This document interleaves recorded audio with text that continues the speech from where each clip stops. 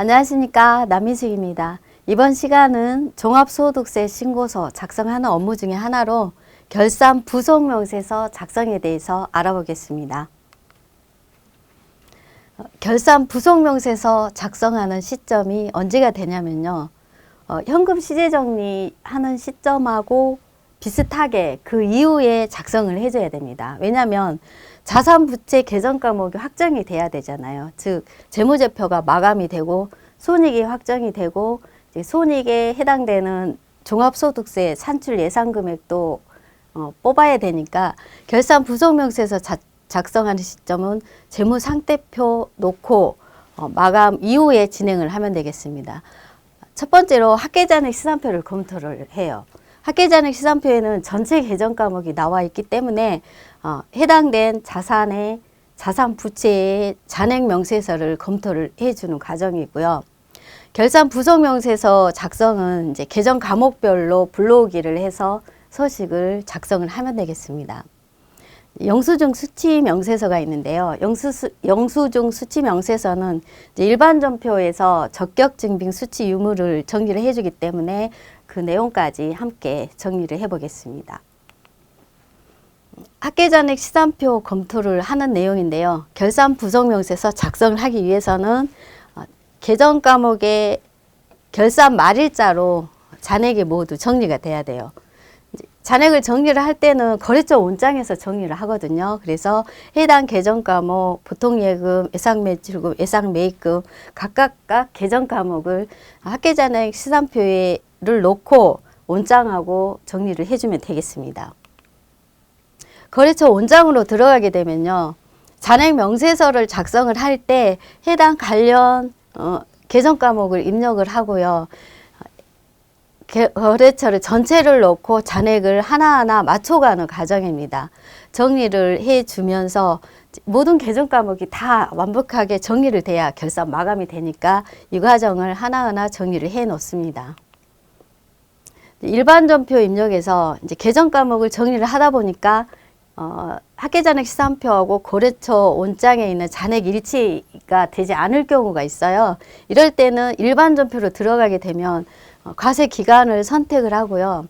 해당 관련 계정 코드를 입력을 하게 되면 전체 계정 과목에 일반 전표에 전체 나오게 되거든요. 그럼 나왔을 때 해당의 거래처 상호 또는 코드가 걸려있지 않은 경우가 있어요. 그럴 때는 코드를 다 걸어서 정리를 해주는 화면입니다. 결산 부속명세서로 들어오게 되는데요. 결산 부속명세서에 결산 말일자로 이제 코드를 하나하나 불러오기를 하게 되는데 해당된 계정 과목을 입력을 해줍니다. 입력을 해주는데 형태에서 보면 3번은 거래처가 코드가 일반 전표에 다 정리가 된 상태를 말하고요. 형태는 1번은 그냥 거래처 코드가 걸려 있지 않은 경우에 잔액을 만들 때 사용하는 내용입니다. 해당 계정 과목을 모두 정리를 해서 결산 부속명세서를 작성을 하면 되겠습니다. 영수증 수치 명세서입니다.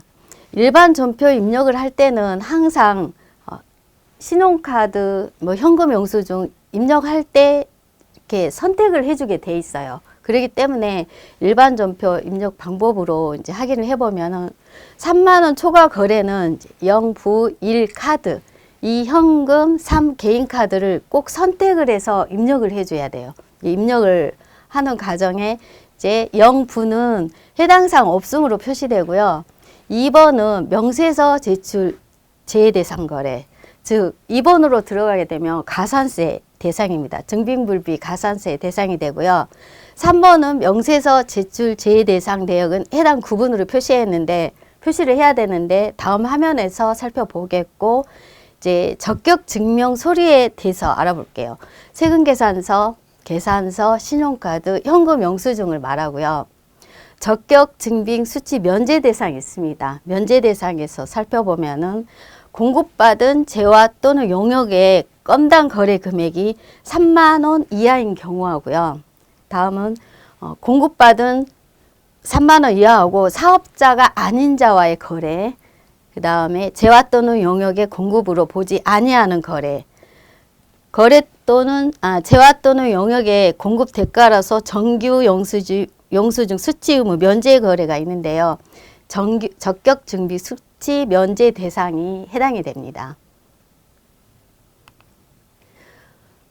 일반 전표 입력 화면인데 프로그램에 해당되는 이제 전표 입력할 때 항상 체크를 해줘야 되는 내용이에요.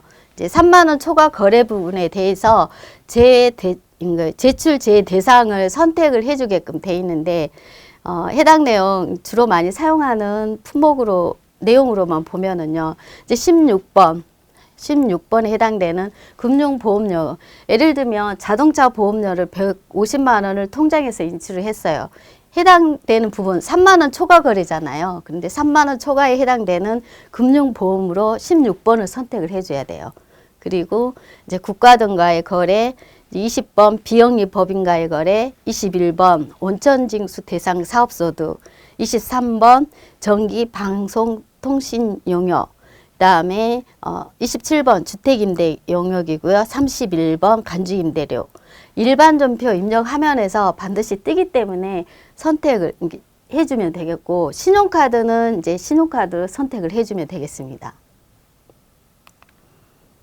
영수증 수취 명세서를 들어가 보면은요, 영수증 수취 명세서는 국세청에 전송되는 신고서입니다.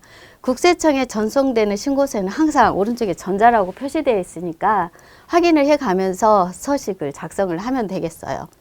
영수증 수취 명세서의 양가로 2번을 보면은요, 해당된 내용을 선택을 해줬잖아요. 은행, 온천징수 대상 다 선택한 내용이 이 금액에 떠 있습니다. 그래서 그 내용 다 확인을 해주고요.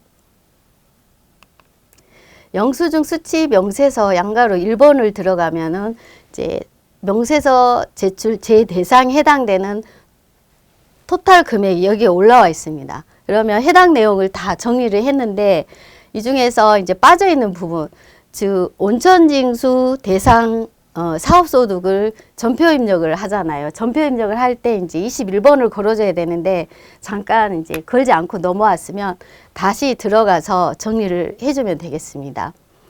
12번 해당되는 이제 제출 제 대상은 가산세에 해당되는 금액입니다.